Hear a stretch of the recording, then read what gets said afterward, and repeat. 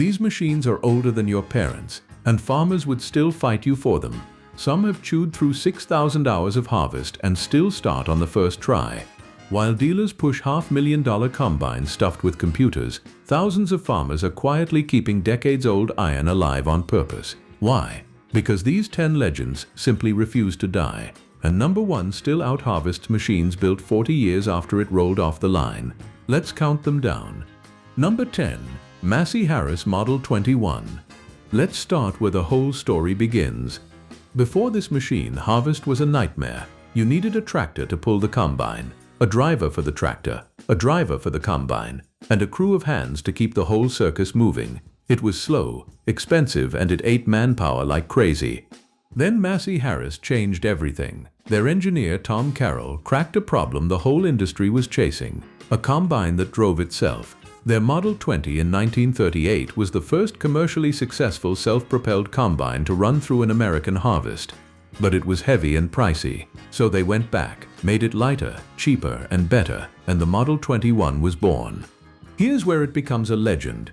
During World War II, steel was rationed and thousands of farmers were overseas fighting. Crops were rotting in fields because nobody could cut them. So Massey Harris pitched the War Production Board an insane deal. Let us build 500 extra combines, and we'll harvest more than 1 million acres, free up 1,000 tractors, and save 500,000 gallons of fuel. They got the green light.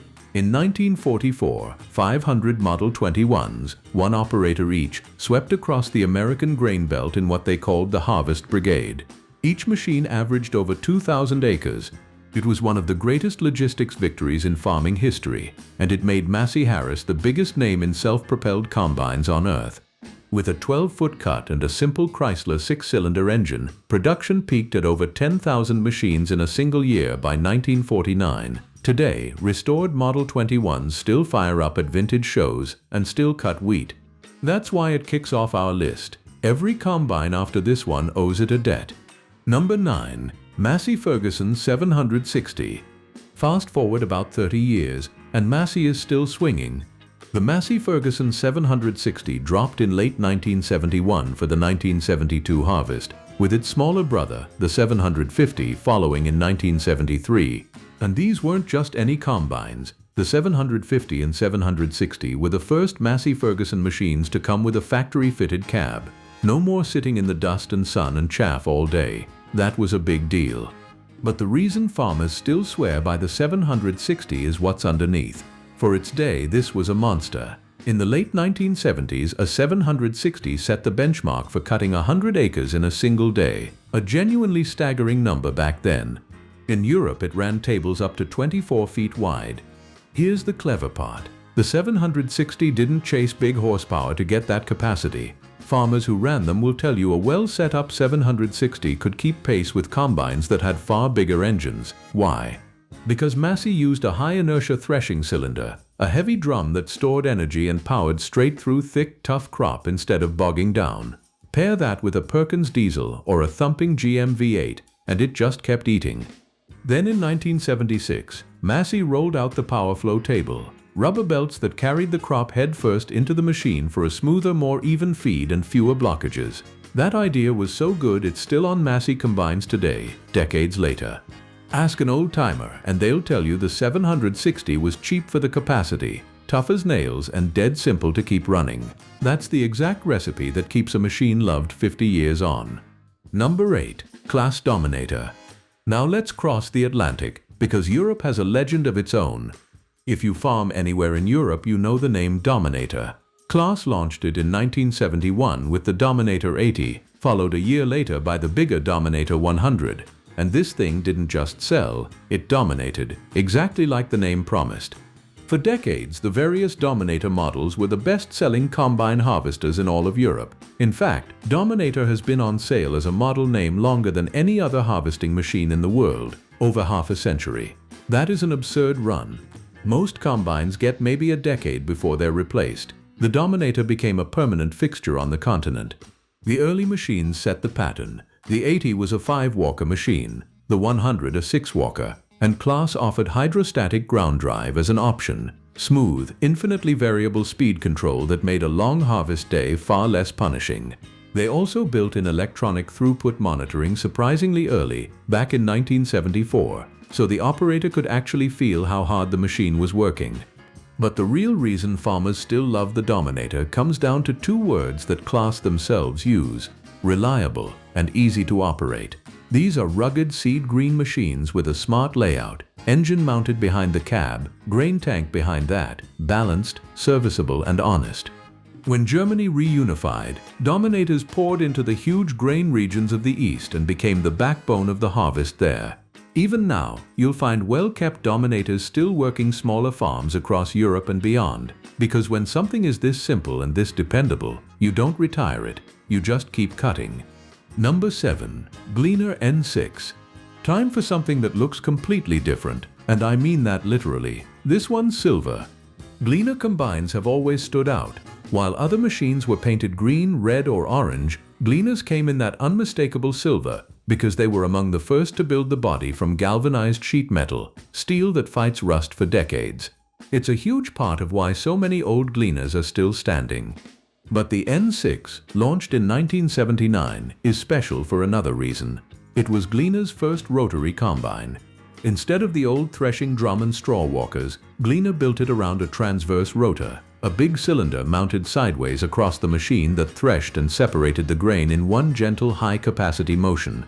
That word, gentle, mattered. The rotary design accelerated the crop smoothly and pulled the grain out without beating it to death, which meant cleaner samples and less cracked grain heading into the tank. The N6 packed a 220 horsepower intercooled turbo diesel, a grain tank around 200 bushels, and it could run headers up to 30 feet wide. Its big brother, the N7, was actually considered the largest combine of its entire era. Now, I'll be straight with you. The very first N-series machines had some teething problems. Early adopters found bugs, and that's just the truth.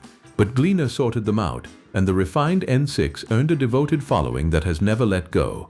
That short, compact silver machine developed a reputation for feeding smoothly and threshing kindly.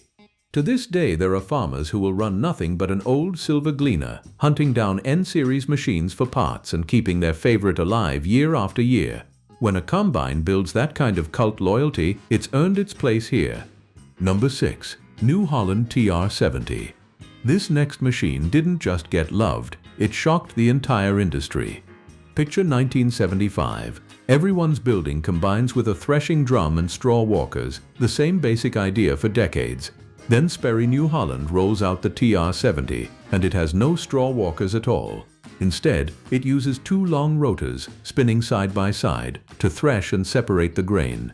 The world had never seen a production twin-rotor combine before. The TR70 was the very first, and it was also the first New Holland combine built in the USA. The TR stood for twin rotor, and those two counter-rotating rotors created massive centrifugal force, grain rubbing against grain, which threshed the crop cleanly and gently in one continuous flow. It could tackle just about anything you fed it. Under the hood you had a choice: a turbocharged Ford 6-cylinder, around 145 horsepower, or a Caterpillar V8 pushing about 165. It carried a 190 bushel grain tank and unloaded at 1.5 bushels a second, serious numbers for the mid-70s. And the cab, a pillarless full-view cab that was genuinely cutting edge for its time. Here's the part that gives me chills. There's an Indiana farmer named Jacob Loftus who still runs the family's 1975 TR70, the exact same machine his father bought, and it still cuts corn and soybeans as well as it ever did. His words, "They built them like tanks back then." That twin-rotor idea was so far ahead of its time that New Holland is still building on it today. Over 70,000 twin-rotor combines have rolled out since.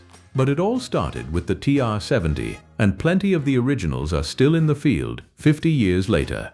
Number 5. International Harvester Axial Flow 1460 and 1480. Okay, now we're getting into the machines that farmers don't just like, they obsess over. And this red one might be the single most important combine on this entire list. In the fall of 1977, International Harvester bet the farm, literally. They poured over 1 million man-hours into a brand new design and sent 300 prototypes out harvesting across the US and Canada before launch. The result was the Axial Flow, the first mass-produced single-rotor combine in the world, and IH patented the design, which gave them a real edge over John Deere, Massey, and everybody else. Here's the genius of it. Instead of a drum and walkers, the axial flow ran the crop lengthwise around one big rotor. Threshing and separation happened together as the material spun down the length of that cylinder. That meant way more capacity, less grain damage, and less grain lost out the back into the field. Farmers noticed immediately. The first pair were the 1440 and 1460. The 1460 brought a 170 horsepower turbo engine, a 436 cubic inch IH diesel, and a 24-inch rotor. Then in 1978 came the bigger 1480, larger diameter rotor, around 190 horsepower, bigger tank. They even built specialty versions, the 1470 for hillside work and the 1482 to be pulled behind a tractor. But the reason these are still adored isn't just capacity, it's simplicity.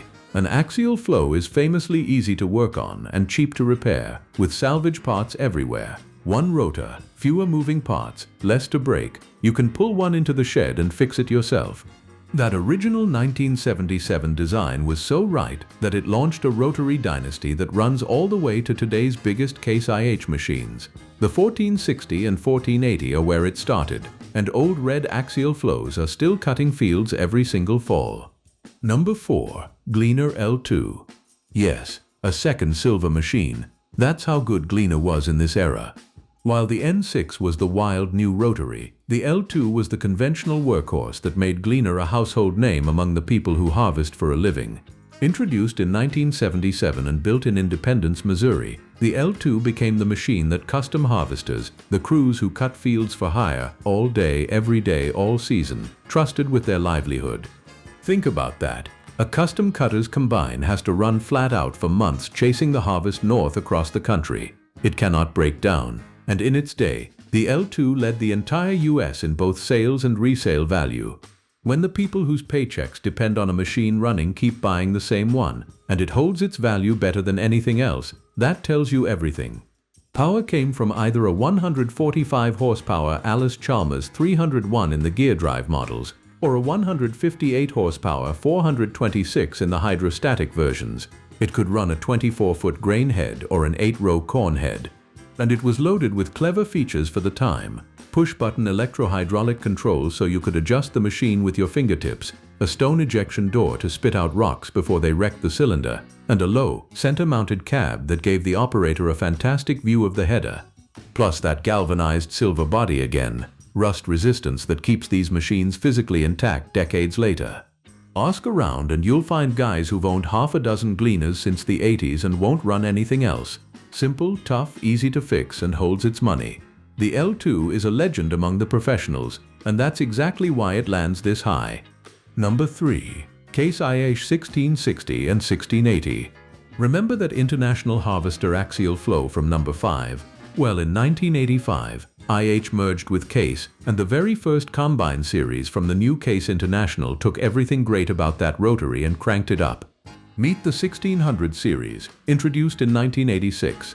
The 1660 brought 180 horsepower from a 466 cubic inch engine and a 180 bushel grain tank. The bigger 1680 stepped up to 225 horsepower and a 210 bushel tank. Same brilliant single rotor axial flow concept, now bigger, stronger, and more refined. And then in 1993 came the machines that turned into absolute cult classics, the second generation 1666 and, especially the 1688. That 1688 packed a legendary 8.3-liter Cummins diesel making 260 horsepower and a 210 bushel tank. Farmers talk about these the way car guys talk about a bulletproof engine, because that's exactly what they are. Here's why these are still hunted down today. The axial flow platform is mechanically simple, brutally durable, and cheap to keep running compared to modern combines. There's no wall of computers to fail on you in the middle of harvest. When something breaks, you can often fix it in the field with basic tools and parts you can actually find. And with that Cummins up front, the 1688 will run and run and run. A used 1660, 1666 or 1688 in good shape is still one of the smartest money per acre buys in all of farming, which is why smaller operations and folks who just refuse to take on a giant loan keep them polished and working every fall. Rugged, rotary, and reliable. This is the machine a lot of farmers point to when they say they don't build them like they used to. Number 2. John Deere 6600 and 7700. Now we're into the machines farmers get genuinely emotional about. In 1970, John Deere launched its new generation of combines, a whole family that included the 3300, 4400, and the two stars of the show, the 6600 and the bigger 7700. And these didn't just sell well. The 6600 became John Deere's best-selling combine of the entire new generation, the machine that put a green combine on farms across North America and around the world. The 6600 ran a Dubuque-built engine, a 303 gasoline or a 329 diesel, making around 104 horsepower, with a 44-inch separator. Deere claimed it could actually out-thresh their old flagship 105 in the right crop, thanks to a smarter threshing system. The 7700 went bigger, brought roughly 25% more capacity than anything Deere had offered before, and by 1973 you could get it with a turbocharged 404 engine. But specs aren't why people love these, it's the reliability. Go on any farm forum and you'll find the same phrase over and over, the most trouble-free combine I have ever owned. Guys who retired their 7700 decades ago still talk about it like an old friend. The sheet metal was heavier, the machine was honest, and it just did not quit. There were thoughtful touches too. The new generation combines introduced a right-hand cab door, a first for combines, and quick-attach header mounting to swap heads faster. Little things that told you Deere was actually listening to farmers. These machines are pushing 50 years old now, and they're still cutting, still starting, still trusted for a small grain harvest by people who could buy something newer but choose not to. When a combine earns loyalty like that across generations of one family, it's not just equipment anymore. It's part of the farm, which leaves only one machine standing above them all. Number 1. John Deere 9600. If you ask a room full of American grain farmers to name the greatest combine ever built, one number gets shouted more than any other: 9600. Introduced in 1989, the John Deere 9600 was the top of the 9000 series, a big, conventional combine with a John Deere 466 cubic inch, 7.6-liter diesel making up to around 260 horsepower over its production run, feeding a grain tank of roughly 240 bushels. On paper, solid numbers. In the real world, a legend. Here's the thing people actually say about the 9600, in their own words. It's the best combine ever made, and the best combine per dollar money can buy, even today. It's extremely simple to run and simple to work on. And this is the line that comes up again and again. It is practically bulletproof, nearly impossible to destroy. Farmers report running 9600s with close to 6,000 hours on the clock, a monstrous number for a combine, and they still run as strong as the day they left the factory in Illinois. You can count on one every single day of harvest and it just shows up and works. That is the highest praise a machine can get. And because they're so mechanically sound, there's a whole world of upgrades to make an old 9600 run like a much newer machine: high inertia cylinders, beta speed-up kits that let a well-tuned 9600 outwork combines built years later for half the price. That's not nostalgia, that's a working farmer doing the math and choosing the old iron on purpose. That's the whole spirit of this list in one machine. Simple, tough, fixable, trusted. The John Deere 9600 didn't survive because farmers are sentimental. It survived because, dollar for dollar, hour for hour, it still gets the job done. And that is exactly why it's the old combine farmers love most today. If you enjoyed this, hit that subscribe button because more farm machinery legends are coming. Thanks for watching, and I'll see you in the next one.